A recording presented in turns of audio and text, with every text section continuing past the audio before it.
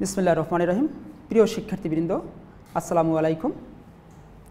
মণিপুর উচ্চ বিদ্যালয় ও কলেজ কর্তৃক নিবেদিত শ্রেণীভিত্তিক প্রতিদিনের কার্যক্রম আমাদের পাঠশালায় তোমাদের সকলকে স্বাগতম। প্রিয় শিক্ষার্থীরা, আজকের বিষয় পাঠ পরিচিতি, শ্রেণী ৭ম, বিষয় বাংলাদেশ ও বিশ্ব পরিচয়। শিক্ষার্থীবৃন্দ, আমরা স্ক্রিনে থেকে একটু লক্ষ্য করি। ছবিটি দেখো এবং চিন্তা করো। বাংলাদেশ জলবায়ু উপ অঞ্চলের একটি পিকচার দেওয়া আছে। এখানে পুরো বাংলাদেশের মানচিত্রটাকে ৬টি ভাগে বিভক্ত করা হয়েছে। প্রথমে এ অঞ্চল, বি অঞ্চল, সি অঞ্চল, ডি অঞ্চল, ই অঞ্চল এবং এফ অঞ্চল। অঞ্চল এ হচ্ছে দক্ষিণ পূর্ব অঞ্চল, অঞ্চল বি হচ্ছে উত্তর পূর্ব অঞ্চল, অঞ্চল সি উত্তর অঞ্চলের উত্তর অংশ, অঞ্চল ডি উত্তর পশ্চিম অঞ্চল, অঞ্চল ই পশ্চিম অঞ্চল, অঞ্চল এফ দক্ষিণ পশ্চিম অঞ্চল। শিক্ষার্থীবৃন্দ, তোমরা নিশ্চয়ই এতক্ষণে বুঝে গেছো যে আসলে আমরা ৭ম শ্রেণীর কোন অধ্যায়টি নিয়ে আলোচনা করতে যাচ্ছি। আমরা ৭ম শ্রেণীর অধ্যায় ৭ম, অর্থাৎ আজকের পাঠ অধ্যায় ৭ম বাংলাদেশের জলবায়ু নিয়ে আলোচনা করতে যাচ্ছি। শিক্ষার্থীবৃন্দ, জলবায়ু কি জানার পূর্বে আমাদের দুটি বিষয় জেনে নিতে হবে। একটি হচ্ছে আবহাওয়া, অপরটি হচ্ছে জলবায়ু। শিক্ষার্থীবৃন্দ, আজকের এই অধ্যায় থেকে আমরা যে বিষয়গুলো জানতে পারবো বা বুঝতে পারবো সেটুকু একটু লক্ষ্য করি। সকলে আমরা এই অধ্যায় থেকে আজকে যে বিষয়টি শিখতে পারবো, এই পাঠ শেষে শিক্ষার্থীরা বাংলাদেশের জলবায়ুর প্রকৃতি ব্যাখ্যা করতে পারবে, বাংলাদেশের জলবায়ু পরিবর্তনের কারণ ব্যাখ্যা করতে পারবে, জলবায়ু পরিবর্তনজনিত কারণে বিভিন্ন দুর্যোগ ব্যাখ্যা করতে পারবে, তার সাথে জলবায়ু পরিবর্তনজনিত পরিস্থিতি মোকাবেলায় করণীয় ব্যাখ্যা করতে পারবে। সাথে সাথে আমরা আরও দু একটি বিষয়, অর্থাৎ বাংলাদেশের আর্থসামাজিক ক্ষেত্রে জলবায়ু পরিবর্তনের প্রভাব ব্যাখ্যা করতে পারবে। শিক্ষার্থীবৃন্দ, এই অধ্যায়ে আমাদের 4টি পাঠ রয়েছে। পার্ট 1 বাংলাদেশের জলবায়ু প্রকৃতি, পার্ট 2 বাংলাদেশের জলবায়ু পরিবর্তনের কারণ, পার্ট 3 জলবায়ু পরিবর্তনের ফলে সৃষ্ট দুর্যোগ, পার্ট 4 বাংলাদেশের জলবায়ু পরিবর্তনের পরিস্থিতি মোকাবেলায় করণীয় সমূহ ব্যাখ্যা করতে পারব। শিক্ষার্থী বন্ধুরা, সর্বপ্রথমে চলে আসি আমরা পার্ট 1 বাংলাদেশের জলবায়ু প্রকৃতি। আমি শুরুতেই বলে দিয়েছিলাম তোমাদের যে বাংলাদেশের জলবায়ু সম্পর্কে জানতে হলে প্রথমে আমাদেরকে আবহাওয়া সম্পর্কে জেনে নিতে হবে। দেখো, শুরুতে আমরা আবহাওয়ার সংজ্ঞাটা একটু জেনে নিই। আবহাওয়া হলো কোনো একটি অঞ্চলের এক দিন বা দিনের কোনো বিশেষ সময়ে বাতাসের তাপ, চাপ ও আর্দ্রতা। অর্থাৎ আবারও দেখি, আবহাওয়া হলো কোনো একটি অঞ্চলের এক দিন বা দিনের কোনো বিশেষ সময়ে বাতাসের তাপ, চাপ, আর্দ্রতা। অর্থাৎ আমরা বুঝি যে তাপমাত্রা, বাতাসের চাপ, বাতাসের আর্দ্রতা ইত্যাদি আবহাওয়া পরিবর্তনের উপর ডিপেন্ড করে বা আবহাওয়া নির্ণয়ের উপর ডিপেন্ড করে। এরপর চলে আসি আমরা জলবায়ু। জলবায়ু সাধারণত কোনো অঞ্চলের 30 থেকে 40 বছরের গড় আবহাওয়াকে বলা হয় জলবায়ু। শিক্ষার্থীবৃন্দ, জলবায়ু আসলে আমাদের কয়েকটি ঋতুর উপর ডিপেন্ড করে। আমরা জানি বাংলাদেশ ষড়ঋতুর দেশ। এখানে রয়েছে গ্রীষ্ম, বর্ষা, শরৎ, হেমন্ত, শীত ও বসন্ত। প্রতি 2 মাস পর পর বাংলাদেশে ঋতু পরিবর্তন হয়। আমরা জানি যে বৈশাখ জ্যৈষ্ঠ মাস উষ্ণ, অর্থাৎ এটা গ্রীষ্মকাল। আষাঢ় শ্রাবণ এটা হচ্ছে বর্ষাকাল। ভাদ্র আশ্বিন এটা হচ্ছে শরৎকাল। তার কার্তিক অঘ্রাণ এটা হচ্ছে হেমন্তকাল, আর পৌষ মাঘ এটা হচ্ছে শীতকাল, আর সর্বশেষ হচ্ছে আমাদের ঋতুরাজ বসন্ত ফাল্গুন ও চৈত্র এ 2 মাস। তবে অতিরিক্ত উষ্ণ ও বৃষ্টিপাতের কারণে বাংলাদেশের জলবায়ু অনেকটাই এখন পরিবর্তিত অবস্থানে রয়েছে। বাংলাদেশের এখন আর 6 ঋতু দেখা যায় না, বাংলাদেশে এখন 3টি ঋতু বিরাজমান। তবে কোনো কোনো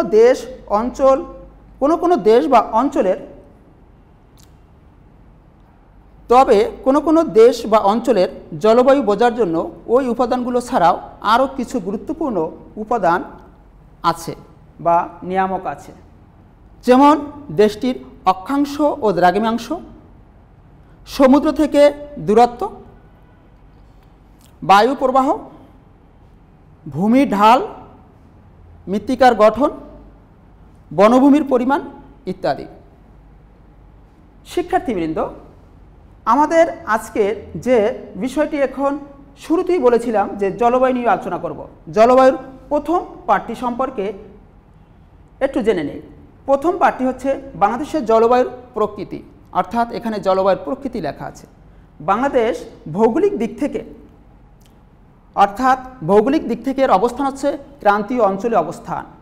এজন্য বাংলাদেশে ক্রান্তীয় মৌসুমী জলবায়ু বিরাজমান।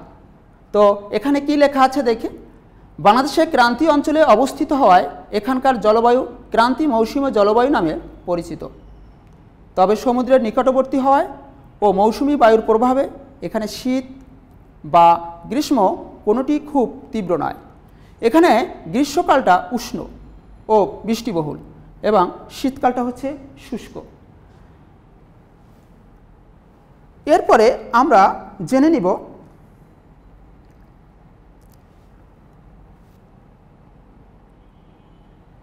গ্রীষ্মকাল, অর্থাৎ আমরা একটু গ্রীষ্মকালটা জেনে নিই। আমি শুরুতেই বলেছিলাম যে বৈশাখ এবং জ্যৈষ্ঠ মাস, এই 2 মাস হচ্ছে গ্রীষ্মকাল। বৈশাখ মাস থেকে বাংলাদেশে গ্রীষ্মকাল শুরু হয়। আমাদের জেনে নেওয়া দরকার আসলে গ্রীষ্মকালে বাংলাদেশের তাপমাত্রা কীরূপ থাকে। গ্রীষ্মকালে বাংলাদেশের সর্বোচ্চ গড় তাপমাত্রা থাকে 34 ডিগ্রি সেলসিয়াস এবং সর্বনিম্ন গড় তাপমাত্রা থাকে 21 ডিগ্রি সেলসিয়াস। তবে কখনো কখনো বাংলাদেশের কিছু কিছু অঞ্চলের তাপমাত্রা 40 ডিগ্রি থেকে 45 ডিগ্রি পর্যন্ত উঠে থাকে। শিক্ষার্থীবৃন্দ, এরপরে আসি আমরা শীতকাল সম্পর্কে জেনে নিই। আমরা একটি শীতকালের দৃশ্য দেখতে পাচ্ছি, প্রচণ্ড শীত, এবং শীতের আরেকটি দৃশ্য হচ্ছে, শীতের সবচেয়ে মজার দৃশ্য হচ্ছে আমাদের খেজুরের রস বয়ে নিয়ে যাওয়া। অর্থাৎ একজন গাছি সে খেজুরের রস বয়ে নিয়ে যাচ্ছে, অর্থাৎ শীতকালটা হচ্ছে আমাদের জন্য একটি আশীর্বাদ স্বরূপ। শীতকালে আমরা নানা ধরনের পিঠা, পায়েস এগুলো খেয়ে থাকি। দেখো, শীতকাল বাংলাদেশের দীর্ঘ হয় না। বাংলাদেশ ক্রান্তীয় অঞ্চলে হওয়ায় এখানে শীতকালটা কিন্তু দীর্ঘ নয়।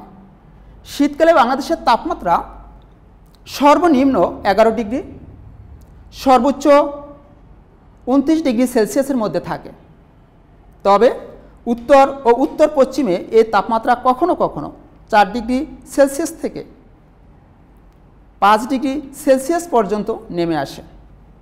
তবে বাংলাদেশের ঠাকুরগাঁও, পঞ্চগড়, শ্রীমঙ্গল এ সকল জায়গায় প্রচণ্ড শীত পড়ে বা বেশি শীত পড়ে।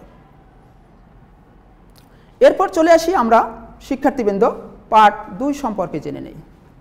পার্ট 2, বাংলাদেশের জলবায়ু পরিবর্তনের কারণ। বাংলাদেশে নানাবিধ কারণে জলবায়ু পরিবর্তন হচ্ছে। মানুষের সৃষ্ট কারণ প্লাস প্রাকৃতিক কারণ, এই 2টি কারণে বাংলাদেশের জলবায়ু পরিবর্তন হয়। এখানে বাংলাদেশের জলবায়ু পরিবর্তনের মূল কারণ হচ্ছে বৈশ্বিক উষ্ণায়ন। বৈশ্বিক উষ্ণায়ন হচ্ছে বাংলাদেশের জলবায়ু পরিবর্তনের মূল কারণ। শিল্প কারখানা এবং যানবাহনের ধোঁয়া বাংলাদেশের জলবায়ু পরিবর্তনের আরেকটি কারণ। এর ফলে বিশ্বের তাপমাত্রা বেড়ে যাচ্ছে। তাপমাত্রা বেড়ে যাওয়ায় একদিকে বরফ গলে যাচ্ছে, অন্যদিকে জলাশয় শুকিয়ে যাচ্ছে। ফলে পরিবেশের ক্ষতি হচ্ছে। প্রিয় শিক্ষার্থী, আমরা এখন জেনে নিব বাংলাদেশের জলবায়ু পরিবর্তনের কারণে আমরা কি কি ক্ষতির সম্মুখীন হচ্ছি। জলবায়ু পরিবর্তনের কারণে স্ক্রিনে লক্ষ্য করি যে জলবায়ু পরিবর্তনের প্রভাব, অর্থাৎ জলবায়ু পরিবর্তনের ফলে গড় তাপমাত্রা বৃদ্ধি পাচ্ছে, পয়েন্ট 1। পয়েন্ট 2, অতিরিক্ত অতিবৃষ্টি বা অনাবৃষ্টি হচ্ছে। পয়েন্ট 3, ঘূর্ণিঝড়ের প্রকোপ বেড়ে যাচ্ছে। পয়েন্ট 4, বারবার ভয়াবহ বন্যা হচ্ছে।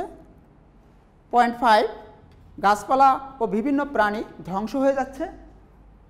পয়েন্ট 6, ভূগর্ভস্থ পানির স্তর নিচে নেমে যাচ্ছে। শিক্ষার্থীবৃন্দ, এরপরে আসি আমরা পার্ট 3 সম্পর্কে একটু জেনে নেই। জলবায়ু পরিবর্তনের ফলে সৃষ্ট দুর্যোগ। বাংলাদেশের জলবায়ু খুব দ্রুতই পরিবর্তন হচ্ছে। এর মূল কারণ হচ্ছে আমরা জেনে নিয়েছি যে বৈশ্বিক উষ্ণায়ন প্লাস মানুষের সৃষ্ট অন্যান্য কর্মকাণ্ড। বাংলাদেশে প্রায় নানা ধরনের দুর্যোগ ঘটে। এসব দুর্যোগের মধ্যে উল্লেখযোগ্য হল ঘূর্ণিঝড় ও জলোচ্ছ্বাস, 2 বন্যা, 3 নদী ভাঙন, 4 খরা, 5 শৈত্যপ্রবাহ, 6 কালবৈশাখী ইত্যাদি। শিক্ষার্থীবৃন্দ, জলবায়ু পরিবর্তনের ফলে সৃষ্ট দুর্যোগ সম্পর্কে আমরা জেনে নিলাম। এখন আসি আমরা এটার বিশ্লেষণ, অর্থাৎ প্রতিটি দুর্যোগ সম্পর্কে আমরা একটু বিস্তারিত জেনে নেই। প্রথমে আমরা ঘূর্ণিঝড় ও জলোচ্ছ্বাস সম্পর্কে জেনে নিব। লক্ষ্য করি, ডান পাশে একটি ঘূর্ণিঝড়ের পিকচার দেওয়া আছে, অর্থাৎ বাংলাদেশের সংঘটিত কোনো এক সময় যে ঘূর্ণিঝড়টি সংঘটিত হয়েছিল তার একটি দৃশ্য ধারণ করা হয়েছে এখানে। নেক্সট চলে আসি এর ব্যাখ্যায়। ঘূর্ণিঝড় ও জলোচ্ছ্বাস কোনো স্থানের বাতাসের তাপ অত্যাধিক বৃদ্ধি পেলে সেখানকার বাতাস হালকা হয়ে উপরে উঠে যায়। আমরা জানি যখন আমাদের তাপমাত্রা বেড়ে যায়, অর্থাৎ আবহাওয়াটা পরিবর্তন লক্ষ্য করা যায়, বায়ুমণ্ডলের তাপমাত্রা যখন বৃদ্ধি পায় তখন বায়ুমণ্ডলে বাতাস হালকা হয়ে উপরের দিকে উঠে যায়, ফলে ওই অঞ্চলের বাতাসের চাপ কমে যায়, ফলে নিম্নচাপ সৃষ্টি হয়। এ সময় আশেপাশের অঞ্চল থেকে বাতাস প্রবল বেগে ওই নিম্নচাপ অঞ্চলের দিকে ছুটে আসে।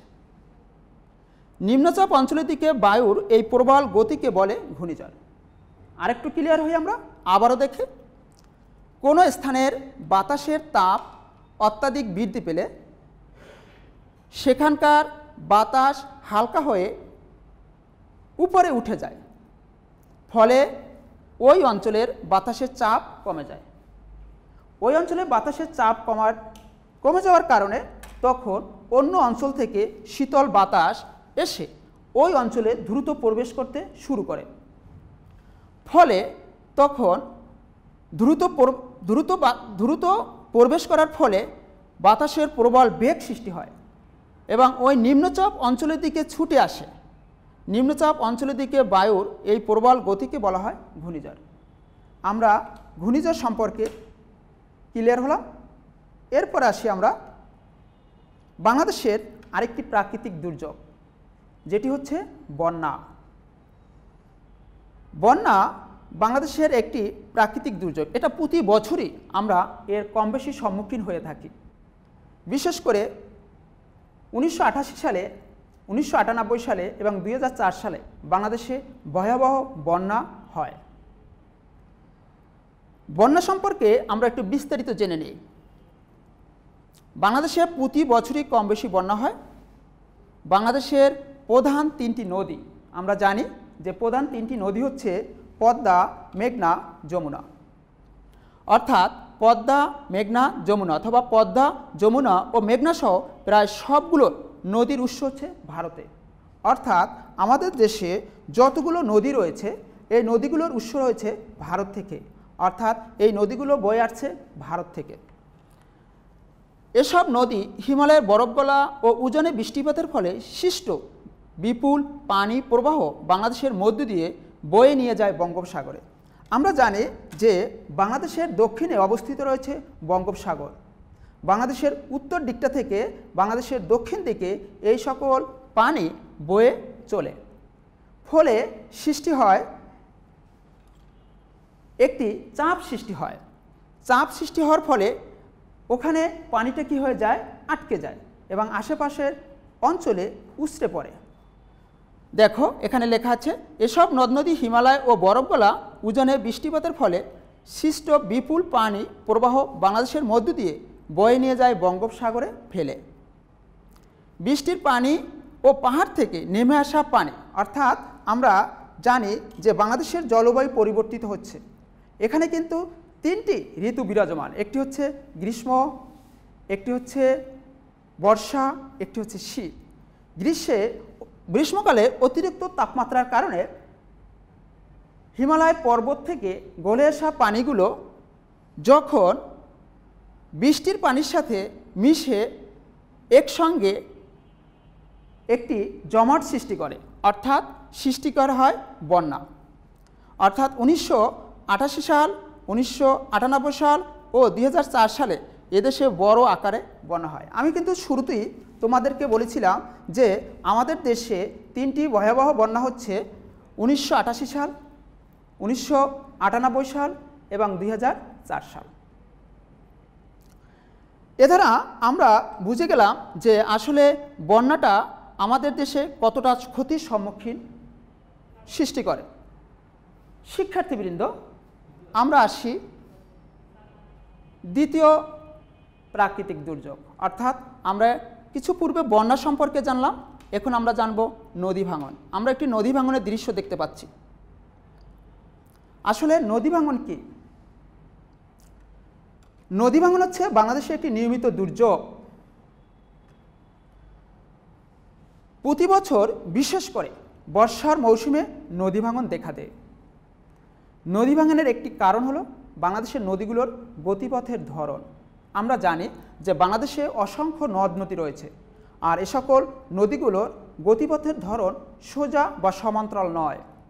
এ সকল নদীগুলোর ধরন হচ্ছে আঁকাবাঁকা, ফলে আমরা বেশিরভাগ উপকূলীয় অঞ্চল যেগুলো রয়েছে, অর্থাৎ নদীর উপকূল অঞ্চল যেগুলো রয়েছে, এগুলো আমরা নদী ভাঙনের সম্মুখীন হই। এছাড়াও নদীর গতিপথের পরিবর্তন, নদীর পাড়ের মাটি দুর্বল গঠন, নদী ভরাট, যেখানে সেখানে বাঁধ দিয়ে নদী শাসনের চেষ্টা ও নদীর পাড়ের গাছ কেটে ফেলা। শিক্ষার্থীবৃন্দ, আমরা প্রতি বছরই নানা প্রয়োজনে অসংখ্য গাছ কেটে ফেলছি, কিন্তু আমরা কখনোই এটা লক্ষ্য করি না যে গাছ আমাদের পরিবেশের ভারসাম্য রক্ষা করে। আমাদের প্রয়োজনে আমরা গাছ কাটব, কিন্তু আমরা আবার যখন সুযোগ পাই, যেখানে আমাদের পতিত জমি রয়েছে অথবা বাড়ির আঙিনা রয়েছে, আশেপাশে যে জায়গাগুলো রয়েছে, সেখানে আমরা কি করব? গাছ লাগাবো। যদি আমরা প্রতি বছর কমপক্ষে 3টি গাছ, অর্থাৎ একটি ফলজ গাছ, একটি বনজ গাছ, একটি ঔষধি গাছ লাগাই, তাহলে আমাদের এই পরিবেশটাকে সুন্দর ও স্বাভাবিক রাখতে সক্ষম হই। প্রিয় শিক্ষার্থীরা, নদী ভাঙনের ফলে আমাদের দেশে অসংখ্য মানুষ গৃহিণী হয়ে পড়ে। কিভাবে? আমরা একটু লক্ষ্য করি। এখানে নদী ভাঙনের ফলে এদেশের হাজার হাজার একর আবাদি জমি, অর্থাৎ কৃষি জমি, বসত বাড়ি বিলীন হয়ে যাচ্ছে। প্রতি বছর হাজার হাজার মানুষ ভিটেমাটি হারিয়ে কাজের সন্ধানে শহরে ভিড় করছে, ফলে সৃষ্টি হচ্ছে বেকারত্ব, ফলে সৃষ্টি হচ্ছে নানাবিধ সমস্যা, যে কারণে আমরা আমাদের এই পরিবেশটাকে সুন্দর রাখতে অক্ষম হচ্ছি। প্রিয় শিক্ষার্থীবৃন্দ, এরপর আমরা চলে আসি নেক্সট আরেকটি প্রাকৃতিক দুর্যোগ সম্পর্কে জানব। আমরা একটি ফসল ক্ষেতের চিত্র দেখতে পাচ্ছি এবং এই চিত্রটি আমরা কিন্তু ফসলের ক্ষেতটা যতটা স্বাভাবিক থাকা দরকার এখানে কিন্তু ততটা নেই। কারণ কি? এর কারণ হচ্ছে খরা। খরার কারণে এখানে ফসলের ক্ষেতের এই যে আমাদের যে ফসলগুলো রয়েছে অর্থাৎ চারাগুলো রয়েছে, চারাগুলো কিন্তু তার পরিমাণ মতো অথবা চাহিদা মতো পানি পাচ্ছে না, মাটিগুলো ফেটে চৌচির হয়ে যাচ্ছে। আমাদের এদিকে লক্ষ্য রাখতে হবে, অর্থাৎ আমাদের পরিবেশটি কিভাবে সুন্দর থাকবে সেদিকে কিন্তু আমাদের সকলকেই সচেতন হতে হবে। তার সাথে সাথে আমাদের এই খরার ব্যাপারে কিছু করণীয় রয়েছে। আমরা লক্ষ্য করি খরা একটি প্রাকৃতিক দুর্যোগ। প্রয়োজনীয় বৃষ্টিপাতের অভাবে ও ভূগর্ভস্থ পানি নিচে নেমে গেলে খরা হয়। প্রায় প্রতি বছরই বসন্তের শেষে অর্থাৎ গ্রীষ্মকালে, মূলত গ্রীষ্মকালটা হচ্ছে মার্চ মাস থেকে মে মাস পর্যন্ত, অর্থাৎ সেটা বাংলা ফাল্গুন মাসের শেষ, চৈত্র মাসের শুরু থেকে জ্যৈষ্ঠ মাসের শেষ পর্যন্ত এই টাইমটাকে আমরা গ্রীষ্মকাল ধরি। এই গ্রীষ্মকালের শুরুতে বাংলাদেশের বিভিন্ন অঞ্চলে খরা দেখা দেয়। বিশেষ করে বাংলাদেশের উত্তর অঞ্চলে এই খরার প্রকোপটা বেশি। এখন প্রিয় শিক্ষার্থী, এই প্রাকৃতিক দুর্যোগ খরা থেকে মুক্তি পাওয়ার জন্য আমাদের কিছু করণীয় রয়েছে। করণীয় কি? করণীয় 1, মাটির নিচ থেকে পানি উত্তোলন বন্ধ করতে হবে। করণীয় 2, বর্ষার মৌসুমে বৃষ্টির পানি সংরক্ষণ করে রাখতে হবে। এবং করণীয় 3, সুষ্ঠু পানি ব্যবস্থাপনা ও পানি ব্যবহারে গণসচেতনতা সৃষ্টি করতে হবে। শিক্ষার্থীবৃন্দ, নেক্সট আমরা আরেকটি প্রাকৃতিক দুর্যোগ সম্পর্কে জানব, যেটি হচ্ছে শৈত্যপ্রবাহ। বাংলাদেশ শীত প্রধান দেশ না হলেও কোনো কোনো বছর ডিসেম্বর থেকে জানুয়ারি মাসে হিমালয়ের উত্তর দিক থেকে আগত মৃদু থেকে মাঝারি শৈত্যপ্রবাহ দেখা যায়। এই শৈত্যপ্রবাহের কারণে আমরা জানি যে বাংলাদেশের অধিকাংশ লোক অর্থাৎ 50% লোক দারিদ্র্য সীমার নিচে বাস করে। তারা প্রয়োজনীয় খাবার যোগান করতে অনেক সময় অক্ষম হয়ে পড়ে, তাদের পোশাক এর চাহিদা পূরণ করতে অক্ষম হয়ে পড়ে, তাদের বাসস্থানের চাহিদা পূরণ করতে অক্ষম হয়ে পড়ে এবং তাদের চিকিৎসা সেবা পাওয়ার ক্ষেত্রেও তারা অনেক সময় সমস্যার সম্মুখীন হয়ে পড়ে। তো এই সকল সমস্যার মধ্য দিয়ে তাদের কোন ধরনের সমস্যায় ভুগতে থাকে সেটা আমরা একটু জেনে নিই। শৈত্যপ্রবাহের কারণে অর্থাৎ শৈত্যপ্রবাহের সময় প্রবল শীতে মানুষের প্রাণহানিও ঘটে। 2, শৈত্যপ্রবাহের ফলে জীবন জীবিকা বিপর্যস্ত হয়ে পড়ে। 3, সাধারণ খেটে খাওয়া মানুষ কাজ পায় না। 4, বাসস্থান ও শীতবস্ত্রের অভাবে দরিদ্র জনগোষ্ঠী বেশি দুর্দশায় পড়ে। শিক্ষার্থীবৃন্দ,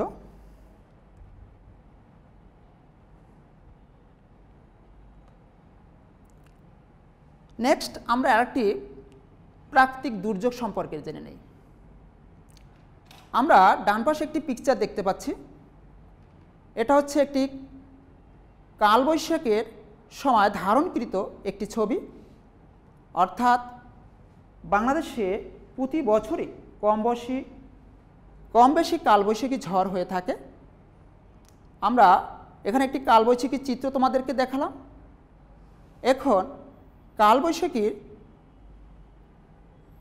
কালবৈশাখীর সময় আমরা কোন কোন ধরনের সমস্যার সম্মুখীন হই এটা তোমাদের দেখাবো।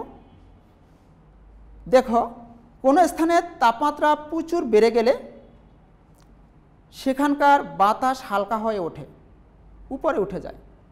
তখন পাশের অঞ্চলের অপেক্ষাকৃত শীতল বাতাস প্রবল বেগে শূন্যস্থানে ধেয়ে আসে ও ঝড় সৃষ্টি করে, যা কালবৈশাখী ঝড় নামে পরিচিত।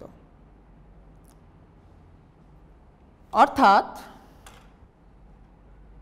কালবৈশাখী ঝড়টার প্রতি বছরই আমরা কিন্তু এই কালবৈশাখী ঝড়ের প্রতি বছরই কিন্তু আমরা সম্মুখীন হয়ে থাকি। বিশেষ করে বাংলাদেশের পশ্চিম দক্ষিণ অঞ্চল, বাংলাদেশের দক্ষিণ অঞ্চল বেশি, অর্থাৎ প্রতি বছরই কালবৈশাখীর ঝড় হয়ে থাকে। এছাড়া আমরা শহরেও কিন্তু অনেক সময় কালবৈশাখীর ঝড় লক্ষ্য করতে পাই। সাধারণত প্রতি বছর বৈশাখ ও জ্যৈষ্ঠ মাসে এই কালবৈশাখীর ঝড়টি হয়ে থাকে। নেক্সট, আরেকটি প্রাকৃতিক দুর্যোগ সম্পর্কে আমরা জেনে নিই। আচ্ছা, আমরা এখানে কিন্তু একটি ফানেল আকারে দৃশ্য দেখতে পাচ্ছি, অথবা এটাকে আমরা হাতির সুরের মতো বুঝতে পারি। এটি হচ্ছে টর্নেডো, অর্থাৎ একটি প্রাকৃতিক দুর্যোগ হচ্ছে টর্নেডো। টর্নেডোর একটি ধারণকৃত চিত্র, অর্থাৎ বাংলাদেশে প্রাকৃতিক দুর্যোগের মধ্যে টর্নেডো হচ্ছে অন্যতম। এটি প্রচণ্ড গতিসম্পন্ন এক ধরনের ঘূর্ণিঝড়। এটি স্থানীয়ভাবে সংগঠিত এক ধরনের ঝড়। টর্নেডো এমন একটি প্রাকৃতিক দুর্যোগ যার সম্পর্কে আবহাওয়া অধিদপ্তর অথবা আবহাওয়া কোনো পূর্বাভাস আমরা পাই না বা সংকেত দেওয়া হয় না। টর্নেডো শুরুর পূর্বে পূর্ব আকাশে ফানেল বা হাতির সুরের মতো মেঘ দানা বাঁধে, তবে এটি ক্ষণস্থায়ী। খুবই অল্প সময়ের জন্য এই টর্নেডোটা হয়ে থাকে, বলা যায় 2 মিনিট কি 1 মিনিট। এই 2 মিনিট বা 1 মিনিটের মধ্যেই সে সব কিছু তছনছ ও লণ্ডভণ্ড করে দেয়। শিক্ষার্থী বন্ধুরা, আমরা অনেকগুলো প্রাকৃতিক দুর্যোগ সম্পর্কে জানলাম। এখন আমরা জানব পার্ট 4, অর্থাৎ জলবায়ু পরিবর্তনজনিত মোকাবেলায় করণীয়। জলবায়ু পরিবর্তনজনিত মোকাবেলায় আমাদের অনেক কিছু করণীয় রয়েছে। জলবায়ু পরিবর্তনজনিত প্রভাবে বর্তমান বিশ্বের সবচেয়ে আলোচিত একটি বিষয় হচ্ছে এই পরিস্থিতি মোকাবেলায় জনগণ, সমাজ ও রাষ্ট্রের ভূমিকা রয়েছে। ঘূর্ণিঝড়, টর্নেডো মোকাবেলার ক্ষেত্রে আমাদের কী কী করণীয়? আবহাওয়া বিভাগ থেকে প্রচারিত পূর্বাভাস ও সতর্কবার্তা মেনে চলা, বাড়ির আশেপাশে গাছ লাগানো, গ্রিনহাউস গ্যাস উদ্গীরণ নিয়ন্ত্রণ করা।